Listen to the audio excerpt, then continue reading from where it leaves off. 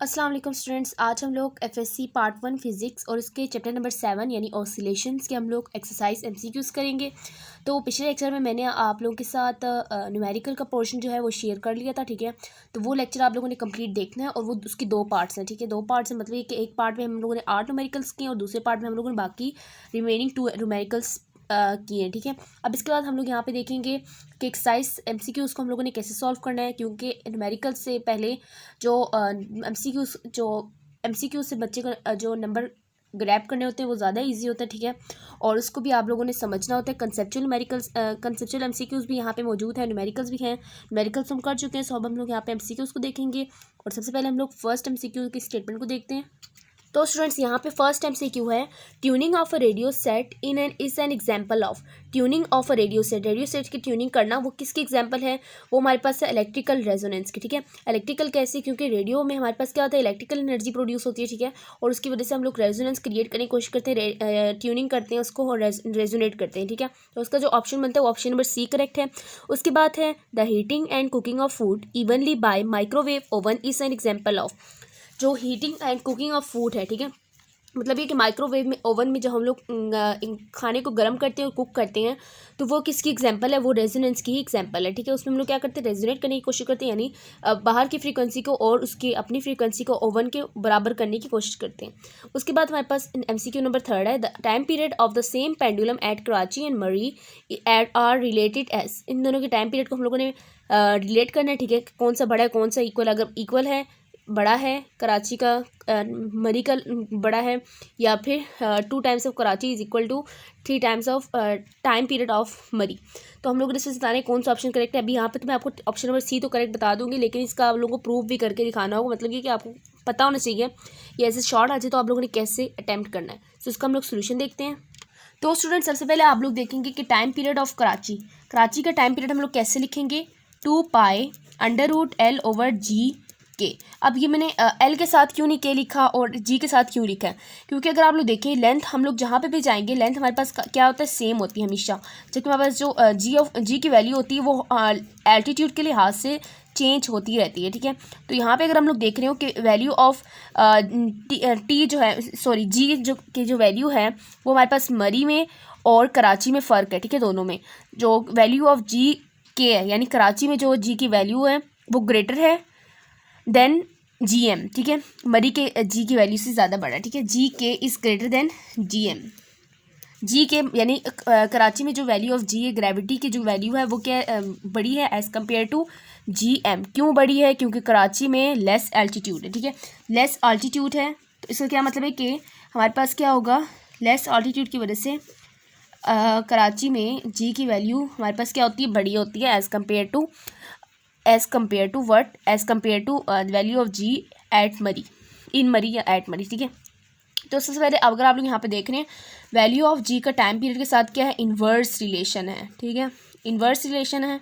सो देख रहे हैं हम लोग कि वैल्यू ऑफ जी के जो है ना वो बड़ी है। जी के का क्या मतलब है कि कराची में जो जी की वैल्यू बड़ी है, सो इसीलिए हम लोग क्या कहेंगे कि टाइम पीरियड किसका बड़ा होगा, टाइम पीरियड मरी में ज़्यादा होगा as compare to time period of Karachi, ठीक है।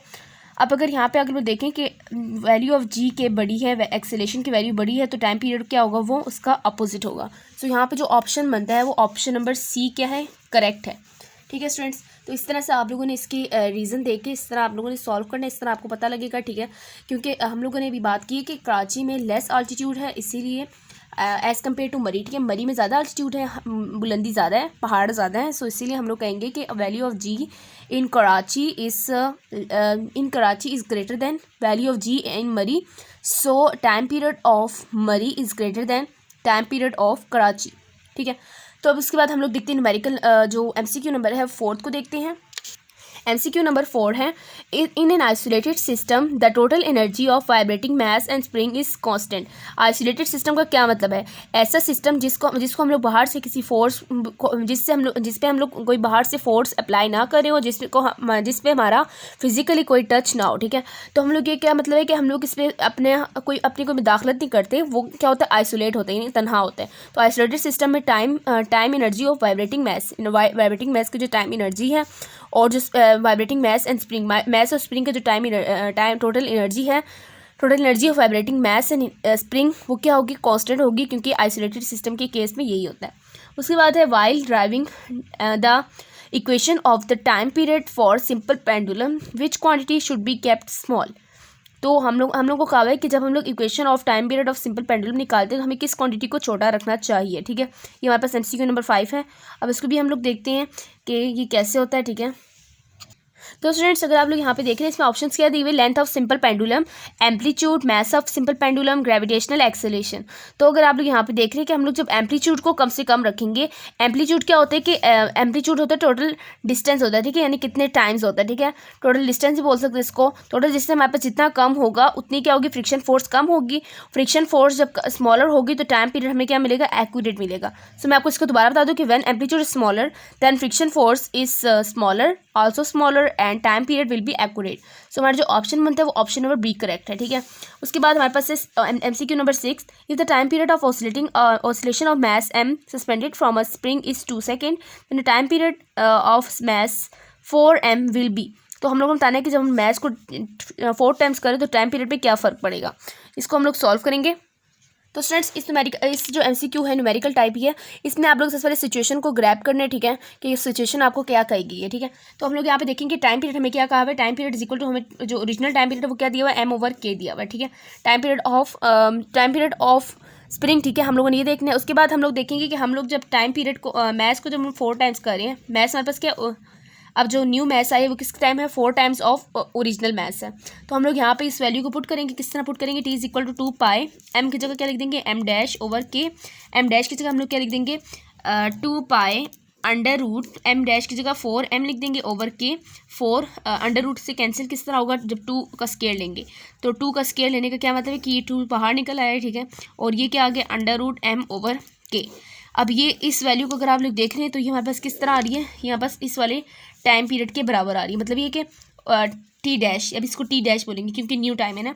तो टी डैश हमारे पास क्या आ रहा है, 2 टाइम्स ऑफ ओरिजिनल टी आ रहा है। तो हम लोग क्या कहेंगे कि टाइम पीरियड क्या हो रहा है कि टाइम पीरियड पहले वाले के 2 टाइम्स से, मतलब ये कि पहला वाला हमें कितना दिया हुआ था, पहला वाला भी हमें 2 दिया हुआ था, 2 को 2 से मल्टीप्लाई करेंगे हमारे पास क्या आ जाएगा, ओरिजिनल टाइम 4 सेकंड आ जाएगा।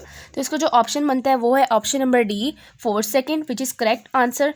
तो कैसे किया आप लोग ये देख सकते हैं कि सबसे हम लोगों ने क्या किया कि ओरिजिनल हम लोगों ने कहा है कि change in maths is equal to 4 times of original maths. और फिर हम लोगों ने T dash is equal to 2 pi m dash over k, m dash की जगह 4m पुट किया है, और 4 हमारे पास 2 का स्केयर लेकर बाहर निकल आएगा, अंडर रूट से कैंसिल हो जाएगा, अंडर रूट से बाहर निकल आया, और 2t यानी ओरिजिनल टाइम के 2 टाइम्स बराबर है। तो हम लोगों ने क्या किया कि ओरिजिनल टाइम की जगह हम लोगों ने क्या लिख दिया, हमें जो सवाल में दिया हुआ 2 दिया हुआ था वो हम लोगों ने यहाँ पुट कर दिया, और फिर हम लोगों ने उसको सॉल्व किया, हमारे पास क्या आ गया, 4 सेकंड आ गया। तो ये था हमारा MCQ नंबर 7। अब इसके बाद हम लोग देखेंगे MCQ नंबर 8। MCQ नंबर 8 है MCQ number 8 to make the frequency double of a spring. Sorry MCQ number 7 देखना, बल्कि the time period of a simple pendulum is 2 second. Time period हमें कितना दिया हुआ है, सिंपल पेंडुलम का 2 सेकंड दिया हुआ है। If the length is increased by 4 times then it's period becomes, तो उसका जब हम लोग जब लेंथ 4 गुना बढ़ा रहे हैं तो उसका टाइम पीरियड क्या हो जाएगा, टाइम पीरियड कितनी गुना बढ़ जाएगा, ठीक है, वो हम लोग बताना है। तो जो 7th MCQ है 7 जो MCQ है उसको भी हम लोग same as it is process से सॉल्व करेंगे। t is equal to 2 pi l over g, ये हम लोगों ने ओरिजिनल का लिखा है। अब हम लोगों ने एल डैश देखेंगे, हम लोग एल डैश हमारे पास किसके बराबर है, हमें क्या कहा, जो हमारे पास ओरिजिनल लेंथ है उसको हम लोग जब 4 से मल्टीप्लाई करेंगे, उसको हम लोग जब 4 से मल्टीप्लाई करेंगे तो हमारे पास क्या आता है, चेंज इन लेंथ आता है, ठीक है। तो हम लोग यहाँ पे क्या करेंगे, 4l लिख देंगे, और जो टाइम है वो किस पे कन्वर्ट हो जाएगा, टी डैश में कन्वर्ट हो जाएगा, क्योंकि हम लोग अब न्यू उसमें केस में चले गए हैं। अब इसके बाद हम लोग इसको क्या कर देंगे, T dash is equal to 2 pi under root L की जगह हम लोग क्या लिख देंगे, 4l लिख देंगे, डिवाइडेड बाई जी। 4 का स्केयर लेंगे तो हमारे पास क्या बनता है, 2 का स्केयर होकर वो अंडर रूट से कैंसिल होकर बाहर निकल आएगा, और हमारे पास क्या बन जाएगा, 2 pi under root L over G. अब इसके बाद हमें सवाल में क्या कहा हुआ है, सवाल में कहा हुआ है कि जो पहली वाली जो टाइम पीरियड था ना वो कितना था, वो वाला टाइम पीरियड कितना था, 2 सेकंड था। तो ये वाला कितना होगा, ये वाला हम लोग अगर देख रहे हैं कि टी डैश हमारे पास क्या है, 2 टाइम्स ऑफ ये पहले वाले टाइम के बराबर है, ओरिजिनल टाइम के बराबर है। तो 2 को जब मल्टीप्लाई करेंगे ओरिजिनल टाइम से 2 2 4, तो ये भी हमारे पास क्या आ रहा है, 4 सेकंड आ रहा है। तो आंसर दोनों के सेम है, लेकिन इसमें जो हमें जो कंडीशन दी गई है वो कुछ डिफरेंट दी गई है। और ये किसके बारे में था, ये था हमारे पास ऑसिलेशन ऑफ मैस, ये मैस से रेलिवेंट था और ये हमारे पास लेंथ से रेलिवेंट है, ठीक है। तो इसलिए हमारे पास इसका आंसर 4 आता है। अब इसके बाद हम लोग देखते हैं MCQ नंबर, इसका जो ऑप्शन बनता है वो ऑप्शन नंबर डी है, ठीक है। और उसके बाद MCQ नंबर 8 है, वो देखेंगे हम लोग। MCQ नंबर 8 है, to make the frequency double, हम लोग जो फ्रीक्वेंसी को डबल बनाना चाहते हैं of a spring oscillation we have to, हम लोगों को क्या करना पड़ेगा। तो फ्रीक्वेंसी को डबल करने के लिए हम लोगों ने, स्प्रिंग की फ्रीक्वेंसी को डबल करने के लिए हम लोगों ने क्या करना है। तो सबसे पहले हम लोग देखते हैं कि नंबर फर्स्ट है reduce the mass to 1/4, number B है हमारे पास क्वाड्रपल द मैस, क्वाड्रपल का मतलब क्या है 4 टाइम्स बढ़ा देना, डबल द मैस डबल कर देना, हाफ द मैस हाफ कर देना। तो स्टूडेंट्स आप अगर यहाँ पे देख रहे हो कि फ्रीक्वेंसी किस तरह डबल होती है, फ्रीक्वेंसी क्या होती है, नंबर ऑफ वेव्स पर सेकेंड, पर सेकेंड के लिहाज से कितनी वेव्स पास होती हैं। तो स्टूडेंट्स अगर आप लोग यहाँ पे देख रहे हैं कि हमारे पास क्या एक मेन पोजीशन है, उसके लिहाज से हमारे पास ये वेव्स पास कर रही हैं, ठीक है। और ये हम लोग कहते हैं कि ये हमारे पास क्या पर सेकंड के लिहाज से इतनी वेव्स पास कर रही हैं। और हम लोग जब फ्रीक्वेंसी को बढ़ाना चाहते हैं, मतलब ये कि एक फ्रीक्वेंसी एक सेकंड में हमारे पास नंबर ऑफ वेव्स कितनी हो, 5 हो, ठीक है। लेट्स सपोज कि 5 है, ठीक है। तो हम लोग क्या कहते हैं कि इस तरह फ्रीक्वेंसी बढ़ गई है। तो किसी भी ऑब्जेक्ट की हम लोगों ने जब उसकी रफ्तार को तेज़ करना होता है तो उसको मैस को हम लोगों ने क्या करना होता है, बिल्कुल कम से कम करना होता है, मैस को हम लोग 1/4 कर देंगे, ठीक है। तो इस लिहाज से जो ऑप्शन बनता है reduce the mass to 1/4, option number A is correct. तो हम लोग यहाँ पे इसका ऑप्शन क्या लगाएंगे, MCQ नंबर 8 का, MCQ नंबर 8 का ऑप्शन ए करेक्ट है, रिड्यूस द मैस टू 1/4। जब हम लोग क्वाड्रपल कर देंगे तो उसका जो फ्रीक्वेंसी है वो बहुत ज़्यादा ही कम हो जाएगी, ठीक है। फ्रीक्वेंसी को डबल करना है तो हम लोग क्या करेंगे, मैस को हम लोग 4 टाइम्स कम कर देंगे, ठीक है स्टूडेंट्स। और स्टूडेंट्स इसका प्रूफ भी आप लोग कर सकते हैं कि प्रूफ क्या है कि F1 is equal to 2F2। अब इसका क्या मतलब है कि हम लोग F1 किसको बोल रहे हैं, F1 हम लोग बोल रहे हैं जो स्टार्टिंग में जो हम लोगों ने कहा है कि फ्रीक्वेंसी जो हमारे पास थी, फ्रीक्वेंसी जो हमारे पास आनी चाहिए डबल आनी चाहिए। डबल आने के लिए हम लोग क्या करेंगे, फ्रीक्वेंसी जो स्टार्ट में थी उसको हम लोग डबल लाना है, F2 बनाना है, 2 टाइम्स ऑफ F2। अब हमें पता है F इज इक्वल टू क्या होता है, हाफ 1/2 पाए K/M होता है, ठीक है, K/M 1। और F2 के लिए हम लोग क्या लिख देंगे, 1/2 पाए √K/M2। अब इसके बाद हम लोग क्या करेंगे, इन दोनों को हम लोग एक दूसरे के बराबर ले आएंगे, ठीक है। और बराबर कैसे लाएंगे कि हम लोग यहाँ पे लिख देंगे F1 वाली लिख देंगे, ठीक है। यहाँ पे वैल्यू 1/2 पाए K/M1, K की वैल्यू सेम है दोनों के लिए, स्प्रिंग सेम है, इसीलिए is equal to 2 times of F2 है ना, 2 बाहर लिख देंगे और F2 को अंदर लिख देंगे, 1/2 पाए √K/M2। अब स्टूडेंट इसके बाद सॉल्व करना है आप लोगों ने, 1/2 पाए दोनों तरफ से कैंसिल हो जाएगा और जो के जो है वो भी दोनों तरफ से कैंसिल हो जाएगा। और हमारे पास जो हाफ रह गया वो क्या है, half 1/M1 is equal to √2 लिखेंगे, उसके बाद √1/M2। अब हम लोगों ने देखना है कि हम लोग यहाँ पे क्या करेंगे, सबसे पहले अंडर रूट को कैंसिल करेंगे, ठीक है। अंडर रूट को कैंसिल करने क्या करेंगे, दोनों तरफ से हम लोग क्या ले लेंगे, स्केयर ले लेंगे। और स्केयर लेने पे हमारे पास क्या आ जाएगा, ये स्केयर लेंगे तो यहाँ से ये स्केयर तो अंडर रूट से कैंसिल हो जाएगा, ये इसका भी स्केयर आ जाएगा, ठीक है। फिर और इसका भी स्केयर आ जाएगा, 1/M2 का भी स्केयर आ जाएगा, तो स्केयर अंडर रूट से कैंसिल हो जाएगा। और फिर हम लोग इसको आगे फर्दर सॉल्व करेंगे तो हमारे पास ये क्या आएगा, तो स्टूडेंट्स हम लोग इसको फर्दर सॉल्व करेंगे, हमारे पास ये क्या आ जाएगा, ये हमारे पास क्या है 1/M1 है, ठीक है। 1/M1 इज इक्वल टू 2 का स्केयर क्या आया 4 और यहाँ पास क्या आ जाएगा 1/M2। अब हम लोगों ने देखना है कि हम लोग फर्स्ट वाली मैथ्स को देखना है कि हम लोग कह रहे हैं कि F1 is equal to 2 times of F2 करना है, मतलब ये कि इनिशियली जो हमारे पास था वो F1 था और फाइनल हम लोगों ने क्या लाना है, फाइनल हम लोगों ने F2 लाना है जो कि हमारे पास 2 टाइम्स ऑफ F2 होगा, ठीक है। तो हम लोगों ने इसलिए क्या कह रहे हैं कि हमारे पास जो इनिशियली मैथ्स था वो M1 है और फिर हम लोग यहाँ पे क्रॉस मल्टीप्लाई करेंगे, क्रॉस मल्टीप्लाई करने पे हमारे पास क्या आएगा 4 टाइम्स ऑफ M1, ठीक है। 4 times of M1 is equal to M2। और हम लोग ये देखना चाहते हैं कि हम लोग दूसरे मैथ्स को, यानी जो हम लोग जो बात करें ना सेकंड मैथ्स की बात करें और सेकंड फ्रीक्वेंसी, हम लोग सेकंड फ्रीक्वेंसी से गर्ज है, ठीक है। तो हम लोग क्या कहेंगे M1 is equal to M2 of 4, ठीक है। यानी हम लोगों ने इस मैथ्स को, उस लेंथ की मैथ्स को या फिर उस स्प्रिंग के मैथ्स को हम लोगों ने क्या करना है 4 टाइम्स रिड्यूस करना है, कम करना है, ठीक है। 4 टाइम रिड्यूस करना है तो हमारे पास क्या होगा, फ्रीक्वेंसी क्या हो जाएगी, डबल हो जाएगी, ठीक है स्टूडेंट्स। तो ये था हमारा इसका हम लोगों ने ड्राइव भी करके देख ली कि कैसे इस तरह होता है, ठीक है। और इसका जो ऑप्शन बनता है उस लिहाज से ऑप्शन नंबर ए करेक्ट है। 8th MCQ का ऑप्शन नंबर 1 जो करेक्ट है, ए करेक्ट है, reduce the mass to 1/4 times. और मैं आपको इस तरह बता चुकी हूँ कि हम लोग मैथ्स को जब रिड्यूस करेंगे कम से कम होगा तो हमारे पास फ्रीक्वेंसी डबल हो सकेगी। इसके बाद हमारे पास है numerical number 9, the restoring force of SHM is maximum when particle.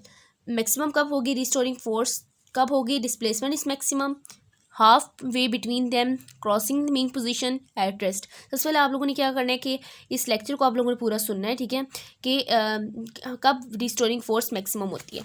अब मैं यहाँ पे आपको इस तरह बना के दिखा देती हूँ, ठीक है। लेट्स सपोज कि बॉल एंड बाउल सिस्टम है, ठीक है। अब यहाँ पे हमारे पास क्या है, ये मैस, ये इसका ए पॉइंट है, ये इसका क्या है ओ पॉइंट है, ये इसका क्या है बी पॉइंट है, और इसका जो मेन पोजीशन है वो ये है। और लेट्स सपोज वो कुछ लंबे के लिए यहाँ चला गया, यहाँ जाएगा तो इसकी रिस्टोरिंग फोर्स क्या हो जाएगी, बिल्कुल पीक पे चली जाएगी। तो डिस्प्लेसमेंट यहाँ पे क्या है, मैक्सिमम है, तो हमारे पास रिस्टोरिंग भी फोर्स क्या भी है, वो भी मैक्सिमम है। डिस्प्लेसमेंट मैक्सिमम तो रिस्टोरिंग फोर्स ही मैक्सिमम है। लेकिन अगर जब यहाँ पे होगा तो रिस्टोरिंग फोर्स क्या होगा, कम से कम होगा और फिर दोबारा जल्दी यहाँ पे पहुँच जाएगा। सो इसलिए हम लोग क्या कहेंगे, restoring force is maximum when displacement is maximum. Option number A is correct. उसके बाद हम लोग देखते हैं न्यूमेरिकल नंबर 10, जो कि हमारा लास्ट न्यूमेरिकल नहीं बल्कि MCQ है। MCQ नंबर 10 है, वो हमारे पास एज ए न्यूमेरिकल भी है, ठीक है। उसको हम लोग देखेंगे और इसको हम लोग सॉल्व करेंगे। Two springs of spring constant K1 and K2 are joined in series. दोनों को सीरीज में ज्वाइन किया गया है। स्प्रिंग्स को सीरीज कम्बिनेशन क्या होती है, लेट्स सपोज यहाँ पर स्प्रिंग है, ठीक है, इस तरह ज्वाइन किया गया, ठीक है, इस तरह ज्वाइन किया गया। और फिर हमें कहा है the effective spring constant of the combination is given by. Effective क्या होते हैं, एक्चुअल होते हैं। एक्चुअल दोनों का क्या बनाना है, स्प्रिंग कांस्टेंट बताना है और इन दोनों कम्बिनेशन का बताना है, ठीक है, किस तरह हम लोग इसको शो कर सकते हैं। तो ये 4 आपको ऑप्शन दिए हुए और इनसे हम लोगों ने प्रूव करके बताना है कि सी ऑप्शन है कि नहीं और ये कैसे आता है। तो स्टूडेंट ये हमारे पास न्यूमेरिकल नंबर 10 के लिए डायग्राम, ठीक है। और हम लोग यहाँ पे देख रहे हैं कि दोनों सीरीज़ में जुड़े हुए, सीरीज़ में जुड़ा हुआ तो हम लोग कम्बिनेशन को कैसे लिखते हैं, 1/, के फॉर्म में लिखते हैं, ठीक है। 1/K1 1/K हमारे पास क्या इफेक्टिव है, ठीक है, इफेक्टिव है। और ये K1 + 1/K2, ठीक है। अब उसके बाद हम लोग इसको सॉल्व करेंगे। 1/K is equal to K1 और K2 का हम लोग LCM लेंगे तो K1 K2 गेन आ जाएगा और यहाँ पे K1 K1 से कैंसिल और ये क्या आ जाएगा, K2 + K2 से कैंसिल और ऊपर क्या आ जाएगा, K1 आ जाएगा। अब हमारे पास ये निकल आया, ठीक है। और हमें क्या चाहिए, K चाहिए, हमें रिवर्स नहीं चाहिए, हम लोग इसका उल्टाएंगे, ऊपर वाला नीचे, नीचे वाला ऊपर चल जाएगा। हमारे पास ये क्या हो जाएगा, K1 K2 over K2 + K1। तो हमारे पास ये इसकी इफेक्टिव स्प्रिंग कांस्टेंट निकल आया, ठीक है। तो हमारे पास ये था बिल्कुल आसान सा। और जब हम लोग पैरेलल की बात करते हैं तो पैरेलल में हमारे पास क्या होता है, जब हमारे पास दोनों पैरेलल में जुड़े, पैरेलल किसे बोलते हैं कि हम लोग, ये हमारे पास स्प्रिंग है और इसको हम लोग दूसरे को भी इस तरह जोड़ दें, ठीक है। कि हमारे पास क्या होगी, पैरेलल कम्बिनेशन हो गया। तो पैरेलल में हम लोग क्या करते हैं कि K की वैल्यू को दोनों को इस तरह ऐड करते हैं, तो कि हमारे पास सीरीज़ में क्या होता है कि हाफ की सूरत में ऐड करते हैं। सो ये था हमारा स्टूडेंट्स आज का ये MCQ का पोर्शन, जो कि 10 MCQ पे मुश्तमिल है, ठीक है। इस लेक्चर को आपने कंप्लीट देखना है, दोस्तों के साथ शेयर करना है, चैनल को भी सब्सक्राइब करना है। मिलते हैं नेक्स्ट लेक्चर में, तब तक के लिए अल्लाह हाफिज़।